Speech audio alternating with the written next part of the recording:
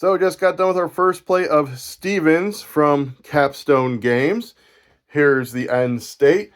You can see Bri won on this track, but did she win the game? I'll show you in a minute. But you end up putting out all these professions, so when you take cubes from these areas, you can trigger the professions on those rows. Down here, when you grab cubes, you instead can take these contracts, or over here, you can take these investments. Once two of these are empty, you trigger a refresh, which gets you more cubes there, lets you, or moves up the little cannon guy. You then trigger your investments, which gives you cubes and points. You then put the cubes out here to be able to turn them in for stuff. So a lot of cool interconnected mechanisms here where you want to make sure you can get these, because that's how you're going to be gaining a lot of your influence and your coins to work throughout the game. These are the professions that you can get. You put your discs out. Your discs come from your board that then unlock abilities. These are all end game scoring.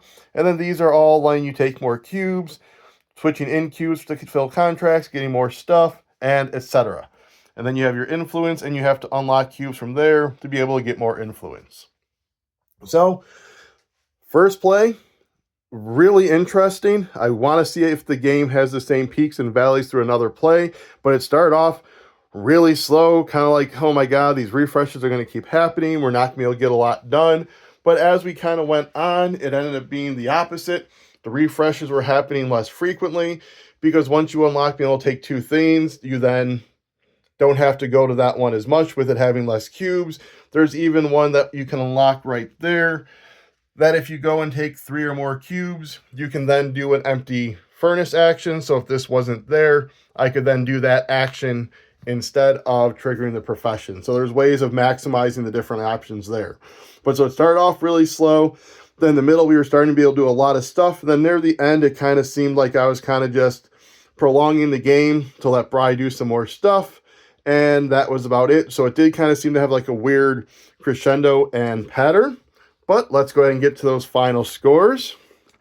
So was she able to pull out the victory with an 18-point lead there? Unfortunately, she was not. I ended up scoring more by having more masters out there, and then more sets, and then just a little bit more on the contracts. Because that's the other cool thing, is the way these contracts score is you're going to count up how many cubes in a column times by card. So that's 1, 2, 3, 4, 5 cubes times 3 gives me 15 points. So Stevens, plan on covering this more on the channel, hopefully a solo play. Definitely a review, so keep an eye out for that coming in the next month or so. But that is my first impressions of Stevens.